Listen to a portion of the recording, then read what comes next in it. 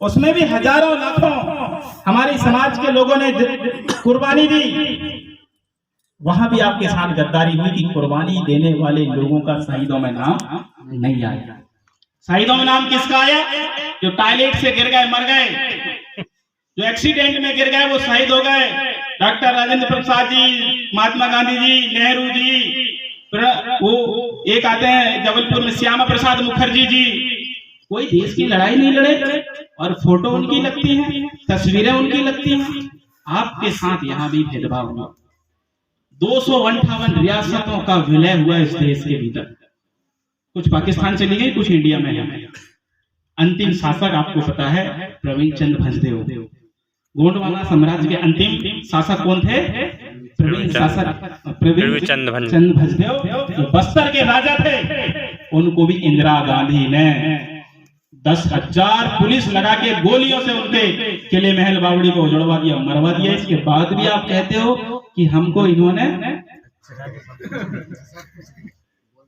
है ना, आधे गांव के लोगों को पता है क्योंकि तुम ज्यादा जुड़े हो उनसे। बाबा चाहे वो आसन में बैठो रहे, चाहे ऊंघत रहे, देंगे तो पंजा। ये गलती हुई है हम लोगों से। तो जिसने हमारे राजा को, आज प्रवीण चंद्र भंजदेव जिंदा होते, आपको मैं बता रहा हूँ, बहुत ज्यादा उम्र नहीं थी उनकी, 25, 27, 28 साल में उनको मार दिया गया। आज वो हमारे साथ होते और आज गोंडवाना लैंड में गोंडवाना राज नाम का एक डंका बज रहा होता यहाँ पे अभी। लेकिन उनको लगा कि इसको मारा नहीं गया तो ये फिर से समाज को एकजुट करके ये राजा फिर से ताकतवर बन जाएंगे लोग, हम इनसे जीत नहीं पाएंगे। मरवा दिया उन्होंने। और तुम कहते हो कि ये कांग्रेस अच्छी थी। आपको हम बता देना चाहते हैं, दुनिया की सबसे भ्रष्ट पार्टी, दुनिया की सबसे भ्रष्ट पार्टी कौन सी है? कांग्रेस है। और आदिवासियों के नंबर 1 के दुश्मन कांग्रेस, जिसने किले बावड़ी महल अटारियों को विलय के नाम पे गोलियां से भून दिया। खरसावा हत्याकांड झारखंड में हुआ 1-2 जनवरी को 10,000 आदिवासियों को दफना दिया जाता वहां पे। ये हमारे साथ इन लोगों ने किया। फिर भी आप इनके साथ रहेंगे तो आपको उसका परिणाम भुगतना पड़ेगा, ये आप जानते। चालाकी से इन्होंने सब कुछ हमको मिटाया। अभी हम आने वाले समय में 18 सितंबर को राजा शंकर साहब और रघुनाथ साहब बलिदान दिवस मनाने वाले हैं। बलिदान दिवस ही क्यों? क्योंकि वो हमारी शौर्य है, वो हमारे तेज थे, जिन्होंने गोंडवाना साम्राज्य के लिए मरते दम तक, अंतिम सांस तक लड़ाई लड़ी। उसके लिए 18 सितंबर को बलिदान दिवस मनाने जा रहे हैं। और जैसे ये बात भाजपा को पता चली कि गोंडवाना के लोग अब एकजुट हो रहे हैं, तो इस देश का गृह मंत्री अमित शाह 18 सितंबर को जबलपुर आने वाले हैं। पता चला उनको कि ये फिर जगने लगे, तो नंबर 1 की दुश्मन कांग्रेस और नंबर 2 की दुश्मन भाजपा। आ रहा समझ में? आ रहा कि नहीं आ रहा? तो ये हमको कहीं से भी नहीं छोड़ना चाहते। और ये अमल चावल के चक्कर में मत रहना। फोटो अच्छी वाली लगेगी आपके थैले में, अभी लाइन में लगे थे ना सोसाइटी में, दाना खराब। फोटो खाओगे कि दाना खाओगे? सरपंच सचिव कोई होंगे यहाँ पे लाइन में, वो भी लगे रहे होंगे। फोटो एक नंबर मोदी साहब की। क्या संबंध? नाना लगता है हमारा, चाचा लगता है मोदी, जिसकी फोटो हम घर में संभाल के थैले में रखे हैं। वो तो खुद बोलता है, मैं फकीर था साहब, कभी भी झोला उठा के चल देंगे। तो तुम समझ जाओ, ये इनकी कोई गारंटी नहीं है। देश बेचने में लगे हैं ये, सब बेच दिए, रेल बेच दिए, सारे संसाधन बेच दिए, बिजली कंपनी बेच दिए, बिजली के दाम आपके ऊपर समझ में आ रहे हैं। 3 दिन पहले प्रस्ताव उन्होंने बनाया कैबिनेट में, मध्य प्रदेश सरकार ने, कि बिजली के दाम में भी सब्सिडी 50% काटी जाएगी।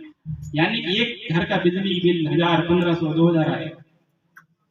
ये आपको चूस रहे हैं कि नहीं चूस रहे? यदि हमने इनकी चाल को अभी भी समझ में नहीं आया, हम लोग अभी भी इन चाल को नहीं समझ पाएंगे, तो ये हमको नेस्त नाबूद कर देंगे और हमारा अस्तित्व मिटा देंगे। पतालकोट में वहां के आदिवासियों को देखने आते हैं विदेश के लोग कि पतालकोट का आदिवासी कैसे रहता है। कुरई अभयारण्य, पेंच टाइगर रिजर्व में यहाँ जानवरों को देखने आते हैं आदिवासी को, विदेश के लोग आते हैं वहां देखने के लिए। अगर आप आज नहीं संभले तो लोग फोटो में देखेंगे गोंड ऐसे थे, ये दिन आने वाले हैं। और इसीलिए चुनाव में भी आप लोग जो है गलती जो करते हो वो भी आपको गलती नहीं करना। एक पेटी वाला गुजरा तो पासाई पेटी सारी लाइन में लग गए। अभी तो कोरोना के नाम पे लोगों को मारे हैं, चुनाव में जो दारू आएगी उसमें भी जहर डाल के भेजेंगे, आदिवासी पिएंगे। और तो ये बिल्कुल मजाक में मत लेना इस बात का।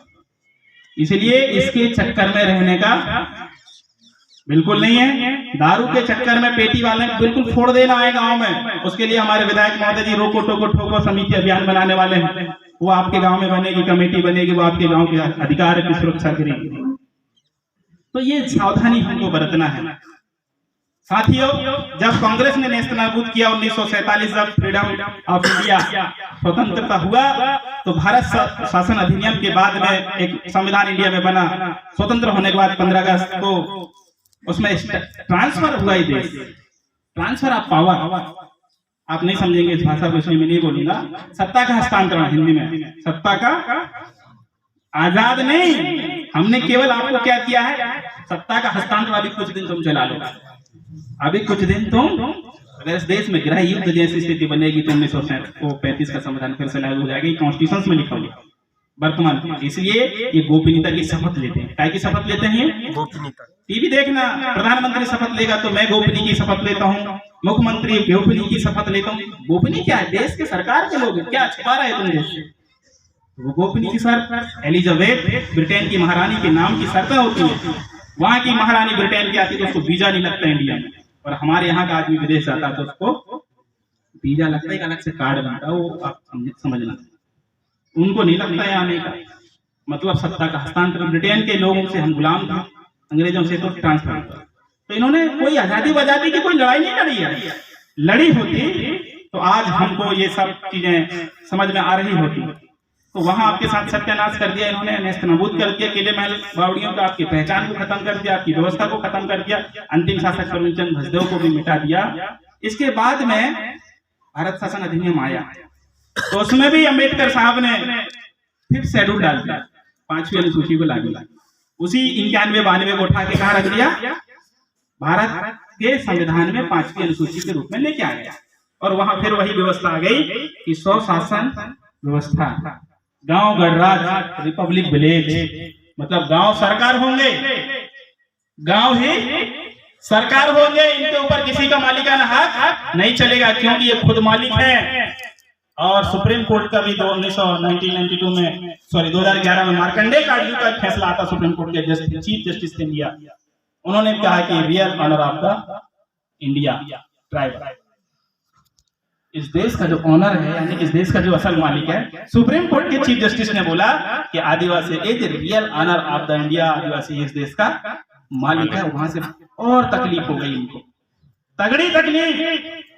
1947 से 1900 उसमें आया संविधान में 50 को जब लागू हुआ कि 5th शेड्यूल यहाँ ला गया, और वहां भी अधिकार आया सबसे बड़ा कि यहाँ आदिवासियों की जमीन को गैर आदिवासी नहीं खरीद सकता, ये कानून आ गया। यहाँ से और सुलग गई, इनको और तकलीफ हो गई।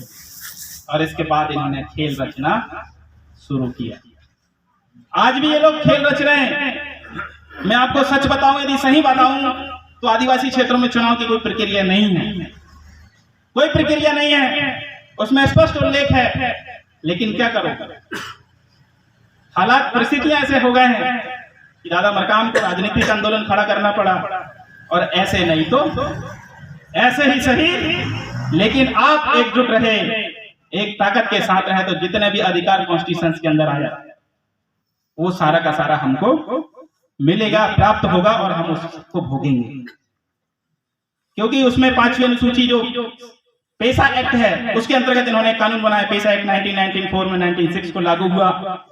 उसमें ये बात इन्होंने लिखा कि संस्कृति का संरक्षण करने का अधिकार है आपको। अब सरपंच लोग पढ़ते नहीं है तो ये समस्या है, पंच लोग यहाँ पढ़ते नहीं है, ये समस्या कानून को, और पंच बन गए हैं। उसमें स्पष्ट लिखा है आपके देवी देवताओं को सुरक्षित रखने का अधिकार है आपके पास, आपकी संस्कृति को संवर्धन करने का अधिकार है आपके पास। पंचायत में यह अधिकार है कि गांव की सुव्यवस्थित व्यवस्था को बनाने का अधिकार है। जो लोग रहने वाले हैं उनको सुरक्षित और उनके आधार पे कानून और नियम बनाने का अधिकार पेशा एक पंचायत अधिनियम के अंदर है, लेकिन यहाँ भी हम लोग गलती कर गए कि उनने हमको यहाँ पढ़ने से रोक दिया और हमारे क्षेत्रों में स्कूल उन्होंने नहीं खोला। कानून तो बन गया लेकिन स्कूल उन्होंने नहीं खोला। यदि पढ़ लेंगे और पढ़ा लिखा सरपंच यहाँ बन जाएगा तो फिर कलेक्टर को घुसने नहीं देगा, बाबा जैसे लोगों को घुसने नहीं देगा। तो इन्होंने हमको रोक के रखा और उस समय से आज तक रोक के रख रहे हैं। और इस साल 2 साल से इन्होंने हमारा सत्यानाश कर दिया मध्य प्रदेश के शिवराज सिंह चौहान ने कि स्कूल को खुलने ही नहीं दिया। ये तो पीछे रहेगा, इनके बच्चे भी आगे ना बढ़े, इसके लिए जानबूझ के इन्होंने स्कूलों को रोक के रखा। चुनाव करवा लें, 20-22 कितने विधायक कांग्रेस ने दे दिया भाजपा को। आपको पता है, ये बात पता है? सरकार कमलनाथ की थी, भाजपा की बनी, और आपको क्या बताया गया कि वे विधायक भाग गए। ये भागे नहीं है, कमलनाथ जी के सहयोग से भाजपा में भेजा गया। क्या किया गया है? भाजपा में कमलनाथ ने उनको भेजा, क्योंकि चोर चोर मौसेरे भाई, एक डाकू एक कसाई, ये कोई अलग नहीं है। ये बात तो आपको समझना है। ये प्लानिंग के साथ, नहीं तो दल बदल का एक कानून एक्ट है, उन पर लागू नहीं हुआ, विधायकों पर लगाना था, लेकिन कांग्रेस पार्टी ने कोई कानून नहीं लगाया, कोई लड़ाई उनके लिए नहीं लड़ी। और इसलिए ऐसा हुआ कि कमलनाथ जी जान गए थे कि मैं आदिवासियों को जो घोषणा किया वो पूरा नहीं कर पाऊंगा, इसलिए शिवराज का नाम लगा दो करके उनको। अब उनको क्या है, लक्ष्मण सिंह बीजेपी में और दिग्विजय सिंह कांग्रेस में, नादाराजे सिंधिया बीजेपी में और एक समय पहले ज्योतिरादित्य सिंधिया कांग्रेस में। समझ में आई बात? ये एक ही चट्टू बट्टू है, एक ही सिक्के के दो पहलू। तो तुम किस भरोसे में रह रहे हो भैया? किस भरोसे में हम लोग रह रहे हैं कि हमारा कांग्रेस भला कर देगी, भाजपा भला कर देगी? ये गलतफहमी मत रहिए। ये मिल के देश में ऐश कर रहे हैं, अयाशी कर रहे हैं, उद्योग इंडस्ट्री फैक्ट्री आपकी जमीन पे बना लिए, फ्लाइट में घूम रहे हैं, आपकी मेहनत का पसीना, आपका पकाया हुआ अनाज से ऐश कर रहे हैं ये लोग। इनको कोई देश की भी फिक्र नहीं है। पेट्रोल 100 नहीं 500 रुपए कांग्रेस को चिंता होने वाली नहीं है और भाजपा को भी चिंता होने वाली नहीं है। इसलिए अपनी चिंता अपने को करना होगा, कोई दूसरा चिंता करने वाला हमारा। और इसीलिए मैं यहाँ आपके बीच में आया और विधायक भी आपके बीच में आए, कार्यकर्ता आप लोगों के बीच में, गंगा मरा भी रात दिन आप लोगों के बीच में लगे हैं। क्यों? क्योंकि हमें पता ये चल गया, क्योंकि दादा मरकाम ने कहा था कि भरोसा कर लिया शायद ये हमारी भूल थी, वरना पहले भी राजा होते और आज भी राजा। तो हमने भरोसा कर लिया, अब हमें ये भरोसा दूसरों पे नहीं करना। दूसरों के भरोसे से हमारे पूरी रौनक चली गई, गांव बिगड़ गया, फूट गया, टूट गया, लोग आपस में लड़ने लगे, दारू बांट के पिलाने लगे, और इससे हमारे समाज का सत्यानाश शुरू हुआ। शिक्षा चली गई, संस्कृति चली गई, रिवाज परंपरा खत्म होने के कगार पे आ गए हैं। बड़े मुश्किल से गोंडवाना का उदय हुआ।